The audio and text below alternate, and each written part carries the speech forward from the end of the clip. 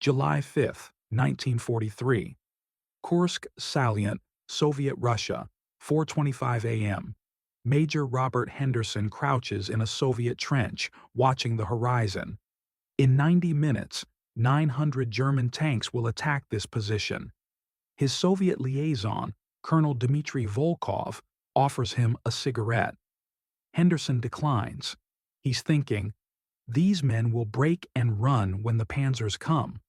Americans would need air superiority, massed artillery, and strategic reserves for this. The Soviets have none of those things. What happens in the next 12 hours will shatter every assumption Henderson brought from West Point. By the time the sun sets on July 5th, he will question everything the United States Army taught him about the Red Army. And by July 23rd, when the Battle of Kursk ends with German defeat, Henderson will write a report that Washington dismisses as propaganda. This is the story of how American military observers discovered that Soviet soldiers weren't primitive cannon fodder. They were professionals executing the most sophisticated defensive operation of World War II. If stories of courage and ingenuity move you, please like and subscribe. Every subscription helps us honor the memories of those who served. Robert Henderson graduated from West Point in 1936, specializing in armored warfare tactics. By 1943, he was an instructor teaching American officers how tanks win battles. His students learned combined arms doctrine, breakthrough tactics, and mobile warfare. They also learned one unquestioned truth: the Soviet Army wins through numbers, not skill. Every briefing Henderson attended before his Moscow deployment reinforced this narrative. Soviet losses in 1941 were catastrophic. 3 million Red Army soldiers became German prisoners in 6 months. The Wehrmacht advanced 600 miles before winter stopped them. American intelligence concluded that only Russian winter and endless manpower reserves prevented Soviet collapse. The narrative was simple. Soviets were brave but tactically incompetent. They threw masses of men against German positions until the Germans ran out of ammunition. Political commissars shot soldiers who retreated. Soviet officers were Communist Party loyalists, not professional soldiers. Victory required American equipment, British planning, and Soviet bodies. Henderson believed all of it when he boarded the transport to Moscow in April 1943. His orders were clear: assess Soviet ability to tie down Wehrmacht divisions until American forces could invade Western Europe. His personal expectation? Babysitting primitive allies until professional armies won the war. He was 29 years old. He had never seen combat, and he was completely, catastrophically wrong. American military assessments of the Red Army in early 1943 contained a fatal flaw. They measured Soviet competence by German advances in 1941, not Soviet resistance in 1942. Stalingrad changed the war, but American analysts attributed Soviet victory to German overextension and winter, not Soviet tactics. The numbers seem to support American prejudice. Soviet casualties in 1941 totaled over 4 million when including prisoners, wounded, and dead. German forces captured Minsk, Smolensk, Kiev. The path to Moscow lay open until December snow-stopped panzer divisions. But those same analysts ignored contradictory data. The Red Army fought from June to December 1941 without collapsing. Soviet counteroffensives at Moscow in December 1941 and Stalingrad in November 1942 succeeded against professional Wehrmacht divisions. And by spring 1943, Soviet forces had pushed German armies back hundreds of miles from Stalingrad and broken the siege of Leningrad. Henderson knew these facts. He dismissed them as products of German mistakes, not Soviet competence. The Wehrmacht overextended. Anyone would counterattack when the enemy runs out of fuel and gets frostbite. He said this to Colonel Volkov during their first meeting in Moscow. Volkov smiled and said nothing. 3 weeks later, Henderson would remember that smile and understand what it meant. Henderson arrived at the Kursk salient in early May 1943. The salient was a bulge in Soviet lines, projecting westward into German-held territory. German forces controlled territory north and south of the bulge. Basic military logic suggested the Germans would attack both shoulders, pinch off the salient, and encircle Soviet forces inside. This was exactly what German high command planned. What Henderson didn't know, what shook his worldview when Volkov explained it, was that Soviet intelligence knew the entire German plan 2 months in advance. The Lucy spy ring in Switzerland provided details, Volkov said through his interpreter. They stood before a map showing 8 defensive lines stretching 400 kilometers deep. Germans will attack here and here. He pointed to positions north and south of Kursk. They expect breakthrough in 3 days. They will achieve breakthrough in never. Henderson studied the map. The defensive preparation was staggering. 8 successive trench lines, 20,000 artillery pieces, 6,000 anti-tank guns, 3,000 tanks in reserve, 240,000 mines laid across projected German attack routes. This wasn't desperate improvisation. This was German-level planning and engineering. "You're letting them attack where they want?"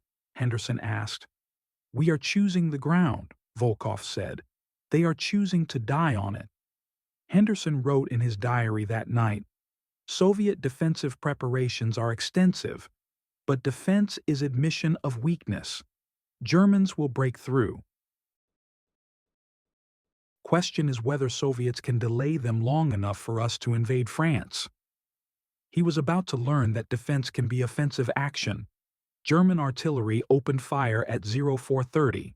Henderson was in a Soviet command bunker with Volkov and staff officers. The bunker shook as thousands of German guns pulverized Soviet forward positions. Henderson had experienced artillery training. This bombardment exceeded anything he'd imagined. "First defensive line is taking casualties," a Soviet officer reported. Volkov nodded. No orders, no panic. Henderson expected urgency. He got professional calm. At 0545, German tanks advanced. Henderson watched through periscopes as 900 panzers moved across open ground. The sight was terrifying. Rows of Tiger and Panther tanks, hull-down positions supporting, infantry following. German doctrine in perfect execution. Henderson waited for Soviet response. Artillery fire? Counterattack? Instead, Volkov lit another cigarette and studied reports coming from forward observers. 850 tanks, he said. Intelligence predicted 820. Very accurate. The first Soviet defensive line was deliberately light. Anti-tank guns opened fire at 400 meters. German tanks brewed up, ammunition exploding, turrets flying off hulls. But Germans pushed through. By 0800, they'd penetrated 3 kilometers into the first defensive line. Henderson turned to Volkov. "Your men are falling back." "No," Volkov said. "They are moving to second line. Germans are advancing into prepared killing ground." Henderson didn't understand. Falling back was falling back. You either held or retreated. But Volkov's face showed no concern. He was watching a plan unfold. At 0815, German tanks entered the second defensive belt. Soviet artillery erupted, not scattered fire. Coordinated barrages from 300 guns, all targeting the same grid squares. Henderson watched as German formations disappeared in explosions. Forward observers called fire missions with mechanical precision. Target Yankee 7, 6 rounds, fire for effect. Shells landed exactly where intended. German advance slowed. By noon, they'd gained 12 kilometers. Volkov showed Henderson the map. This was our planned stopping point. Germans are now in a box. Artillery covers them from 3 sides. Henderson realized the Soviets had intentionally let Germans penetrate. Every meter of advance had been calculated, pre-targeted, turned into a trap. Phase 1 complete, Volkov said. Now we break them. Henderson spent a week watching German attacks fail against Soviet defenses. Each day, German tanks pushed deeper. Each day, Soviet lines bent but didn't break. By July 12th, Germans had committed their strategic reserve. SS Panzer divisions attacking near the village of Prokhorovka. Volkov arranged for Henderson to observe from a Soviet tank brigade. At 0830, 850 Soviet T-34 tanks attacked 600 German panzers in open terrain. Henderson expected suicide charges, Soviet masses overwhelming German quality through numbers. What he witnessed was coordinated combined arms assault. Soviet tanks used speed and maneuverability, closing distance to negate German long-range advantage. Infantry supported tank advances with anti-tank weapons. Artillery suppressed German positions. This wasn't mindless bravery. This was sophisticated tactics. The battle lasted 9 hours. Both sides took horrific casualties. But when German tanks withdrew at 1800 hours, Henderson saw something he'd never expected. The Wehrmacht retreating, not routing, not breaking, executing tactical withdrawal because they couldn't win. A Soviet tank commander, 23 years old, explained the battle to Henderson through an interpreter. "We traded losses for German offensive power. They came to break through. They found killing ground. Now they have no reserves and must retreat." The officer spoke like a West Point graduate analyzing Cannae. Henderson wrote in his diary, "These are not slaves fighting for commissars. These are soldiers." By July 23rd, the Battle of Kursk ended. German forces retreated across the entire salient. Soviet casualties were 70,000. German casualties were 200,000, including 760 tanks destroyed. The Wehrmacht's offensive capability was shattered. Henderson interviewed dozens of Soviet officers during the aftermath. He discovered facts that demolished his preconceptions. Soviet officers were educated professionals. Many attended military academies.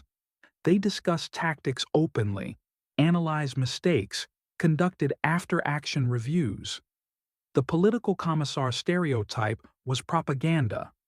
The Red Army was a meritocratic institution where competence mattered more than party loyalty.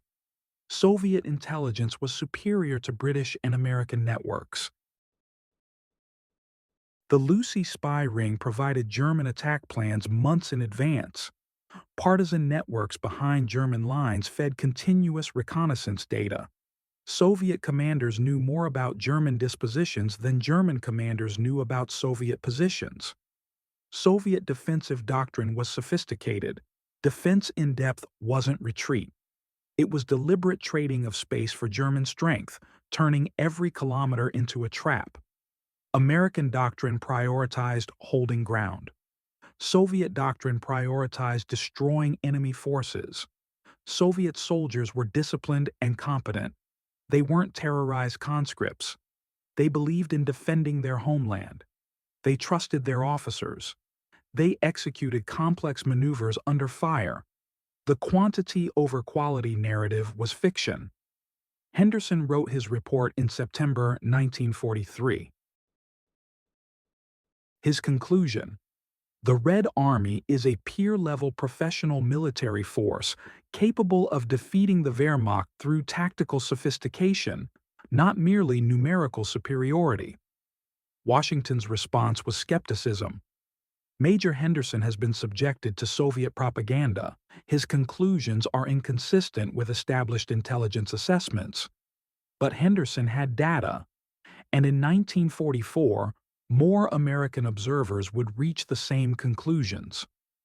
Other American military observers attached to Soviet units in 1944 witnessed the Vistula-Oder offensive. In 2 weeks, Soviet forces advanced 300 miles, destroying German Army Group Center. American observers described coordination and speed that matched or exceeded U.S. operational capability. In April 1945, Soviet forces assaulted Berlin. American and British forces had chosen not to fight for heavily fortified cities. The Soviets took Berlin in 16 days of brutal urban combat. American observers noted, Soviet doctrine for city fighting was more developed than American or British approaches. On April 25, 1945, American and Soviet soldiers met at the Elbe River in Germany. American soldiers expected ragged peasants. They found professional soldiers with excellent equipment.